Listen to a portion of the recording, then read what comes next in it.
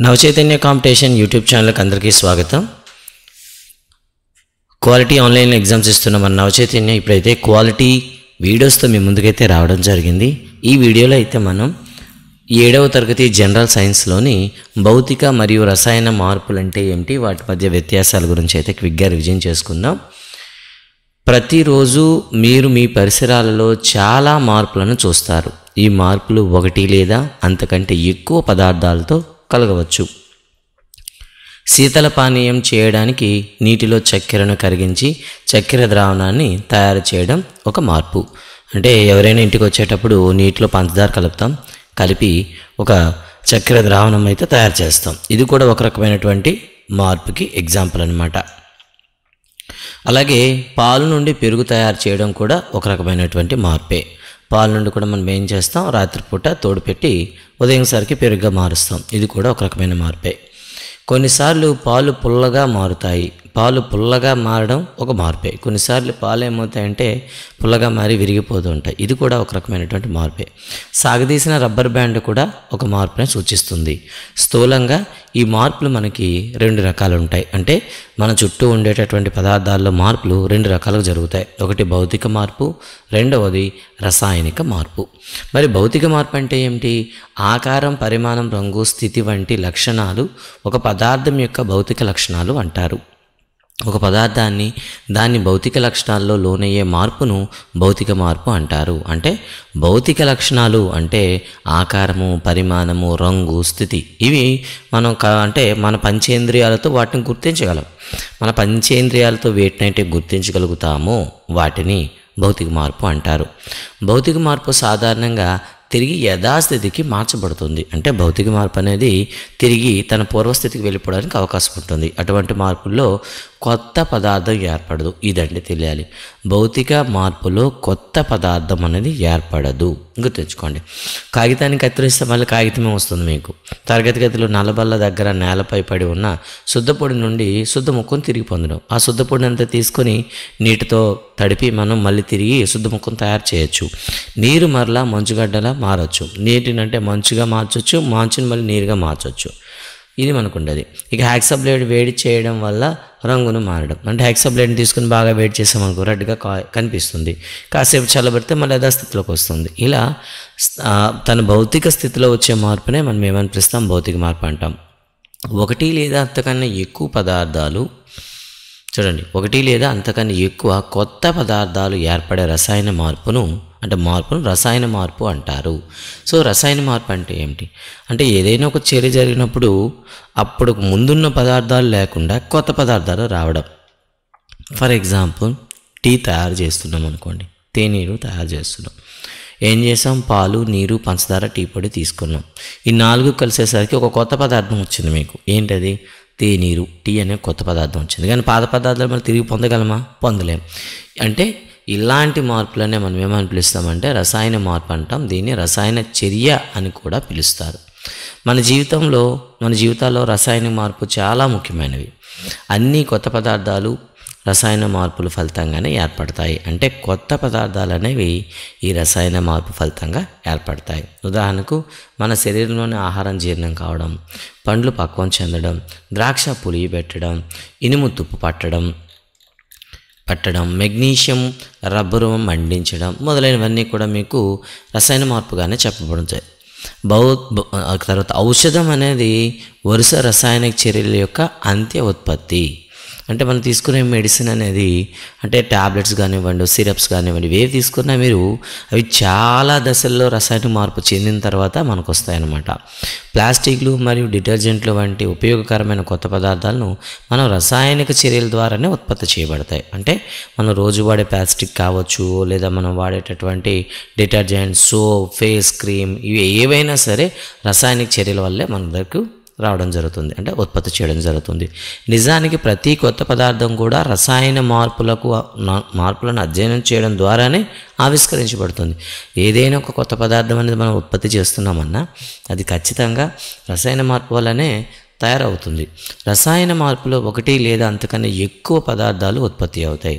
కొత్త ఉత్పత్తులతో పాటుగా క్రింది మార్పులను కూడా చూడవచ్చు. అంటే ఇలా కొత్త ఉత్పత్తులతో పాటుగా మన కింది మార్పులు కూడా మీరు గమనించవచ్చు. ఉదాహరణకి ఉష్ణం, కాంతి లేదా ఏదైనా ఇతర ఉద్గారాలు మనకి ఇవ్వచ్చు అనమాట. అతి నీళ్ళలోతు కిరణాలు కావచ్చు, వేడి కావచ్చు, కాంతి కావచ్చు, విడుదల కావచ్చు. ఒక శక్తి అనేది బయటకు విడుదలవుతుంది. ఇంకా కొన్నిసార్లు ధ్వని కూడా ఉత్పత్తి అవ్వచ్చు. మరోసారి వాసనలో మార్పు సంభవించి లేదా కొత్త వాసన కూడా రావచ్చు. రంగు మార్పు జరగవచ్చు. ఒక వాయువు కూడా ఏర్పడవచ్చు. రసాయన మార్పు జరిగేటప్పుడు ఇన్ని రకాలైనటువంటి మార్పులు వస్తాయి అన్నమాట. మెగ్నీషియం రిబ్బను మండించడం అనేది ఒక రసాయన మార్పు. బొగ్గు, కలప లేదా ఆకులను మండించడం కూడా ఒక రసాయన మార్పే. వాస్తవానికి పదార్థాన్ని మండించడం అనేది గుర్తుపెట్టుకోండి, ఒక రసాయన మార్పు.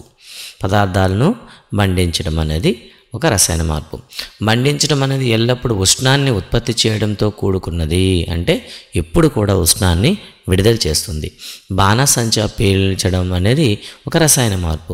అటువంటి పేలుడు వాతావరణాన్ని కలుషితం చేసే వేడి, కాంతి, ధ్వని మరియు ఇబ్బందికరమైన వాయువులను ఉత్పత్తి చేస్తుంది.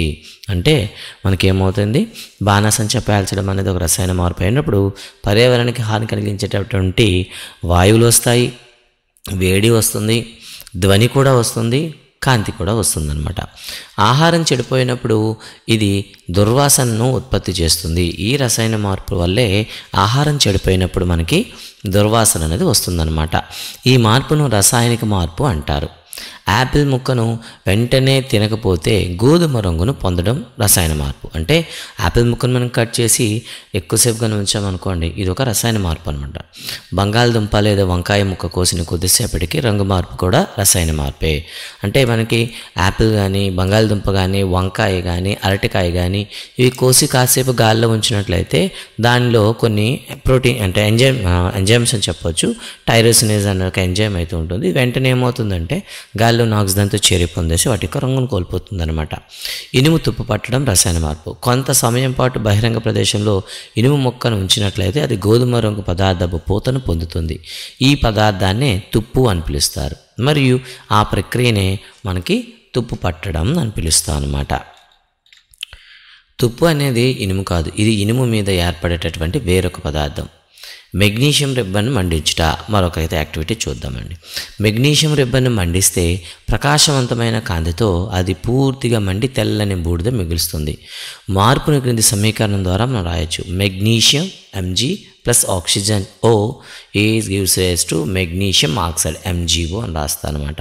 అయితే ఇది సమతుల్యం చేసిన సమీకరణం అయితే కాదు, ఓకేనా, గుర్తుపెట్టుకోండి. సో మళ్ళీ మనం హయ్యర్ క్లాస్లో 9th క్లాస్కి వచ్చేసరికి వీటిని ఎలా తుల్యపరచాలి అనేది అక్కడ మళ్ళీ మాట్లాడతాం. రసాయన సమీకరణాలలో బాణం గుర్తు అవుతుంది అనే దాన్ని సూచిస్తుంది. ఈ దశలో రసాయన సమీకరణాలను సమతుల్యం చేసే ప్రయత్నం చేయకూడదు. అంటే రసాయన చర్యను మనం రాసేటప్పుడు తుల్యం చేయాల్సిన అవసరం లేదు. నిజానికి ఇక్కడ చూడండి, ఆక్సిజన్ అనేది మీకు ఎప్పుడు ఒంటరిగా దొరకదు. అలాంటప్పుడు ఏమవుతుంది, 2Mg plus O2 is gives rise to 2MgO. ఇది తుల్యం చేసినటువంటి సమీకరణం. ఓకేనండి, రైట్. బూడిదను నీటిలో కరిగించినప్పుడు అది కొత్త పదార్థాన్ని ఏర్పరుస్తుంది. ఎందుకంటే మెగ్నీషియం ఆక్సైడ్ అనేది మెటల్ ఆక్సైడ్ కాబట్టి, లోహపు ఆక్సైడ్ కాబట్టి నీటిలో మీరు కరిగించారనుకోండి, వెంటనే మీకు ఏమొస్తుంది, క్షారం అనేది తయారవుతుంది అనమాట. Okay, magnesium oxide MgO plus H2O is gives rise to MgOH twice అనమాట. ఇక్కడ మీకు పడలేదు, రాసుకుంటారు, MgOH ట్వైస్. ఓకే, దీన్ని మనం ఏమని పిలుస్తాం, మెగ్నీషియం హైడ్రాక్సైడ్ అంటాం. మెగ్నీషియం హైడ్రాక్సైడ్ అనేది ఒక క్షారం కాబట్టి మెగ్నీషియం ఆక్సైడ్ అనేది మెగ్నీషియంను కాల్చినప్పుడు ఏర్పడే ఒక కొత్త పదార్థం. అంటే మెగ్నీషియం ఆక్సైడ్ అనేది రసాయన చర్య వల్ల ఏర్పడినటువంటి ఒక పదార్థం. అదే మెగ్నీషియం ఆక్సైడ్ అనేది మెగ్నీషియం ఆక్సైడ్ నీటిలో కలపడం ద్వారా ఏర్పడినటువంటి మరో కొత్త పదార్థం. అంటే మెగ్నీషియం హైడ్రాక్సైడ్ ఎలా వచ్చింది మీకు, ఈ మెగ్నీషియం ఆక్సైడ్ని నీటిలో కలపడం వల్ల వచ్చింది కాబట్టి మరో కొత్త పదార్థం. కాపర్ సల్ఫేట్ ద్రావణం, ఇది నీలం రంగులో ఉంటుంది.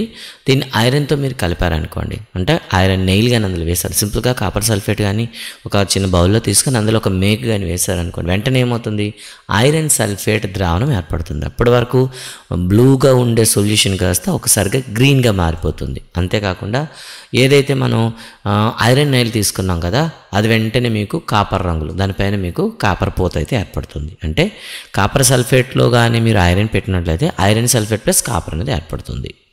కాపర్ సల్ఫేట్ మరియు ఇనుముల మధ్య చర్య కారణంగా ఇది జరుగుతుంది. ఐరన్ సల్ఫేట్ అనేది ఒక కొత్త పదార్థం ఏర్పడుతుంది.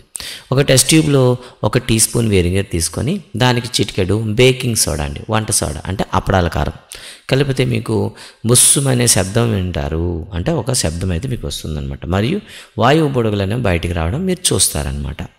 ఈ వాయువు తాజాగా తయారు చేసిన సున్నపు నీటిని ద్వారా పంపిస్తే ఆ మొత్తం కూడా మీకు తెల్లగా మారిపోతుంది అనమాట, పాల వలె. అసలు ఇందులో ఉందేంటి? వెనిగర్ అనేది ఎసిటిక్ ఆమ్లం, బేకింగ్ సోడా అనేది సోడియం హైడ్రోజన్ కార్బోనేట్.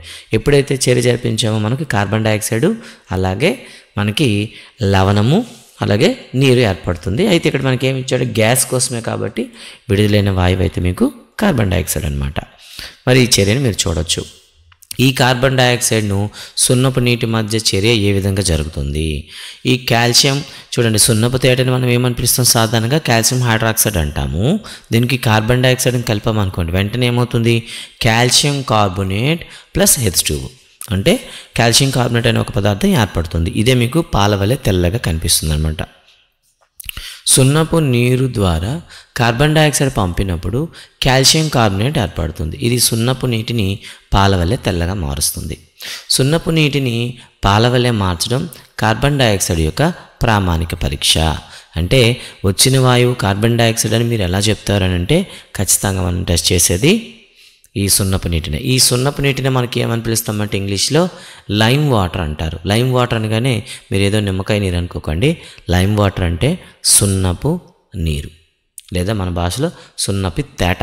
సున్నా అంటే ఒక బౌల్లో తీసుకొని సున్నాన్ని కలిపిన తర్వాత మనకి మొత్తం నీరంతా కూడా తెల్లగా మారిపోతుంది. కాసేపు అలా హోల్డ్ చేశారనుకోండి, సున్నం అంతా కింద కూర్చుపోయి పైకి మనకి వాటర్లో తేలిపోతుంది కదా, ఆ ద్రావణాన్ని సున్నపు తేట అంటారు.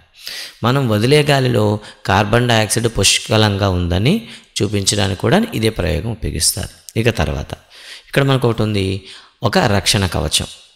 మీరు ఓజోన్ పొర గురించి వినే ఉంటారు. వాతావరణంలో ఇది సూర్యుని నుండి వచ్చే హానికరమైనటువంటి అతి నీల లోహిత కిరణాలు, యూవీ రేస్ అన్న అతి నీల లోహిత కిరణాలన్న ఒకటి అల్ట్రావైలెట్స్ అంటాం. ఓకేనా? ఇది మనల్ని రక్షిస్తుంది. ఎలా? ఓజోన్ ఈ రేడియేషన్ను గ్రహించి ఆక్సిజన్ని విచ్ఛిన్నమవుతుంది.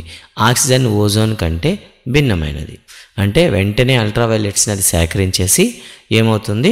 ఓజోన్ అనేది ఆక్సిజన్గా మారుతుంది అనమాట. అయితే ఓజోన్ విచ్ఛిన్నం కావడం అనేది ఒక రసాయన మార్పుగా పిలవచ్చు అంటే అవును. అతి నీల లోహిత వికిరణాలు ఓజోన్ ద్వారా గ్రహించబడకపోతే అది భూమి యొక్క ఉపరితలంపైకి చేరుకుంటుంది మరియు మనకు మరియు ఇతర జీవరాశులకు హాని కలిగిస్తుంది. అందుకే ఓజోన్ ఈ రేడియేషన్ వ్యతిరేకంగా సహజ కవచంలో పనిచేస్తుంది. ఇది మనకి ఓజోన్ యొక్క పనితీరు. ఇక కిరణజన్య సంయోగ క్రియను కూడా ఒక రసాయన మార్పు అని చెప్తాం. జీర్ణక్రియ కూడా ఒక రసాయన మార్పే. తటస్థీకరణం అనేది కూడా ఒక రసాయనిక మార్పే. మరి ఇలాంటి రసాయన మార్పుల్లో కొన్నింటికి చూద్దాం. ఇక్కడ ఇనుము తుప్పు పట్టడం గురించి మాట్లాడదాం. ఇది ఇనుప వస్తువులను ప్రభావితం చేసే ఒక మార్పు. నెమ్మదిగా వాటిని నాశనం చేస్తుంది. వంతెనలు, ఓడలు, కార్లు, ట్రక్ బాడీలు మరియు అనేక ఇతర వస్తువులను తయారు చేయడంలో ఇనుము ఉపయోగిస్తాం. కాబట్టి అవి తుప్పు పట్టడం వల్లే వచ్చే ద్రవ్య నష్టం చాలా ఎక్కువ. అంటే మన నిత్య జీవితంలో వాడే వస్తువులన్నీ కూడాను చాలా వరకు ఇనుముతోనే తయారు చేస్తాం. అలాంటి ఇనుములు తుప్పు పడితే మన డబ్బు చాలా నష్టం అవుతుందన్నమాట. తుప్పు పట్టే ప్రక్రియను క్రింది సమీకరణం ద్వారా సూచించవచ్చు. ఒకటి, iron plus oxygen is gives rise to ఏమొస్తుంది మనకి? చూడండి, మనకి ఇనుము తుప్పు పట్టడం అనేది ఒక్క వాళ్ళ కాదు, దాదాపుగా మనకి 2 కారకాల వల్ల జరుగుతుందన్నమాట. ఒకటి చూడండి ఒకసారి, ఐరన్ మరియు ఆక్సిజన్ మరియు గాలి. ఓకేనా? అంటే ఆక్సిజన్, గాలి, నీరు మొత్తం 3 చర్య వల్ల మీకు ఏమవుతుంది? ఐరన్ ఆక్సైడ్ Fe2O3 అనేది ఏర్పడుతుంది. తుప్పు పట్టడం కోసం ఆక్సిజన్ మరియు నీరు 2 తప్పనిసరి. అంటే ఆక్సిజన్ ఉంటే తుప్పు పట్టదు, అలాగని ఐరన్ ఉన్న తుప్పు పట్టదు. 2 ఉంటేనే వస్తువు తుప్పు పడుతుంది. నిజానికి గాలిలో తేమ శాతం ఎక్కువగా ఉంటే, అంటే ఎక్కువ తేమగా ఉంటే అంతే వేగంగా తుప్పు పట్టడం జరుగుతుంది. అంటే వాతావరణంలో ఎక్కువగానే నీటి తేమ ఉందనుకోండి, వెంటనే వస్తువులు తుప్పు పట్టేస్తాయి. మరి వీటిని నివారించాలంటే ఏం చేయాలి? ఇప్పుడే చెప్పుకున్నాం, చాలా వరకు నష్టం వస్తుందని చెప్పుకున్నాం కదా. వీటిని నివారించడానికి ఏం చేస్తాం? పెయింటింగ్ లేదా గ్రీజును పోయడం ఒక సాధారణ మార్గం. అంటే ఇనుప వస్తువులకు మనం పెయింట్స్ వేయడం కానీ లేదా గ్రీజ్ రాయడం కానీ. వాస్తవానికి తుప్పు పట్టడం నిరోధించడానికి ఈ పోతన క్రమం తప్పకుండా పాటించాలి. అంటే ఇది కంటిన్యూగా మనం చేస్తుంటేనే అది తుప్పు పట్టుకుంటూ ఉంటుంది. అంటే మనం రోజువారీ వాడే పనిముట్లు తీసుకున్నాం అనుకోండి, కత్తి, చాకు, గుణపం, లేకపోతే వ్యవసాయ పనిముట్లు కానీ వాడామనుకోండి, అవి రోజు వాడిన తర్వాత ఏం రాయాలి, వాటికి ఆయిల్ రాయాలి. రాస్తే ఏమవుతుంది, తుప్పు పట్టవు. అలాగే మన ఇంటి చుట్టూ ఫెన్సింగ్ కానీ ఏమైనా ఉన్నాయనుకోండి, వాటికి ఖచ్చితంగా మనం పెయింట్ వేసుకోవాలి, అప్పుడే తుప్పు పట్టవు. ఇనుముపై క్రోమియం లేదా జింకు వంటి లోహపు పూతను నిక్షిప్తం చేయడం మరొక మార్గం. అంటే క్రోమియం కానీ జింకు కానీ దీర్ఘకాలంగా తుప్పు పట్టవు, కాబట్టి వీటిని ఇనుముపైన పూత వేస్తారనమాట. అంటే ఇనుముపై జింకు పొరను నిత్యం చేసే ప్రక్రియను మనం గాల్వనీకరణము అంటాం అనమాట. అంటే దాన్నే గాల్వనీకరణం అంటే ఏంటి, ఇనుముపైన జింకు పూత వేయడం. మన ఇళ్లలో నీటిని తీసుకెళ్లేందుకు ఉపయోగించేటటువంటి ఇనుప పైపులు తుప్పు పట్టకుండా గాల్వనీకరణం చేయబడి ఉంటాయి. మన ఇళ్ళలో కూడాను ఈ పైపులన్నింటికి కూడాను గాల్వనీకరణం చేస్తుంటారు. ఓడలు ఇనుముతో తయారు చేయబడతాయి మరియు వాటిపై కొంత భాగం నీటి అడుగున ఉంటాయి. నీటి పై భాగంలో కూడా నీటి బిందువులు ఓడ యొక్క బయట ఉపరితలాన్ని తగులుతూ ఉంటాయి. కాబట్టి ఇక్కడ ఏం చేస్తారు, స్టెయిన్లెస్ స్టీల్ను ఇనుము, కార్బన్ మరియు క్రోమియం, నికెల్ మరియు మాంగనీస్ వంటి లోహాలతో కలిపి తయారు చేస్తారు. కాబట్టి స్టెయిన్లెస్ స్టీల్ అనేది వేటి సహాయంతో తయారు చేస్తారు చూడండి. ఐరన్కు కార్బన్, క్రోమియం, నికెల్, మాంగనీస్ వీటిని జత చేయడం వల్ల మనకేమొస్తుంది, స్టెయిన్లెస్ స్టీల్ వస్తుందన్నమాట. సముద్రపు నీరు ఎక్కువ లవణాలు కలిగి ఉంటుంది. ఉప్పు నీరు తుప్పు పట్టే ప్రక్రియ వేగం చేస్తుందన్నమాట. అందువల్ల ఓడలను పెయింటింగ్ వేసి ఉన్నప్పటికీ తుప్పు పట్టడం వల్ల చాలా నష్టం జరుగుతుంది. ఎంతగా అంటే ప్రతి సంవత్సరం ఓడ ఇనుములో కొంత భాగాన్ని భర్తీ చేయాల్సి ఉంటుంది. ప్రతి సంవత్సరం కూడా ఓడలో కొంత భాగం అనేది తుప్పు పట్టడం వల్ల నాశనం అయిపోతుంది. తిరిగి మళ్ళీ ఏం చేయాలి, మనం దాన్ని నింపాల్సి ఉంటుంది. ఇక స్ఫటికీకరణం అంటే ఏమిటి, సముద్రపు నీటిని ఆవిరి చేయడం ద్వారా ఉప్పును పొందవచ్చు. ఈ పద్ధతిలో లభించే ఉప్పు స్వచ్ఛమైనది కాదు మరియు దాని స్ఫటికాల ఆకృతి స్పష్టంగా కనిపించదు. అయితే స్వచ్ఛమైన పదార్థాలు, పెద్ద స్ఫటికాలు వాటి ద్రావణాల నుండి ఏర్పడవచ్చు. అంటే పెద్ద స్ఫటికాలను వాటి ద్రావణాల నుండి అయితే మనం తయారు చేయవచ్చు. ఈ ప్రక్రియనే స్ఫటికీకరణగా పిలువబడుతుంది. ఇది ఒక భౌతిక మార్పుకి ఉదాహరణ. అంటే మనకేమవుతుంది, ఉప్పు నీటిని తీసుకొచ్చి లోతు తక్కువ ఉన్న మళ్ళీలో పెట్టేసి ఎక్కువ కాలం ఉంచడం వల్ల నీరు ఆవిరైపోతుంది, తిరిగి మనకి ఉప్పు అనేది దొరుకుతుంది. దీన్ని మనం ఏమంటాం, రాక్ సాల్ట్ అంటాం సాధారణంగా మనం. ఓకేనా, ఇది మట్టితో ఉంటుంది, తీసేటప్పుడు కరెక్ట్గా మనం తీయకపోవచ్చు కాబట్టి ఆకారం సరిగా ఉండదు. దీన్ని ఒక భౌతిక ప్రక్రియ ద్వారా మనం తీసుకుంటాం అన్నమాట. ఇక ఈ పాఠంలో వచ్చేటటువంటి కొన్ని క్వశ్చన్లు అడిగారండి.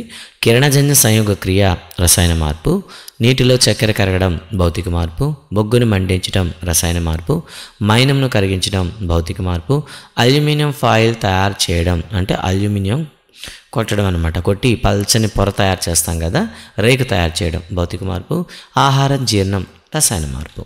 మరి కొన్ని తప్పుల ఒప్పులో చూడండి, చెక్క దొంగను ముక్కలు చేయడం రసాయన మార్పు తప్పండి, అది భౌతిక మార్పు, కొత్త పదార్థం ఏర్పడలేదు. ఆకు నుండి ఎరువు ఏర్పడడం అనేది భౌతిక మార్పు తప్పు, ఆకు అనేది నుండి పూర్తిగా మరి కొత్త పదార్థం ఏర్పడుతుంది కాబట్టి ఇది రసాయన మార్పు.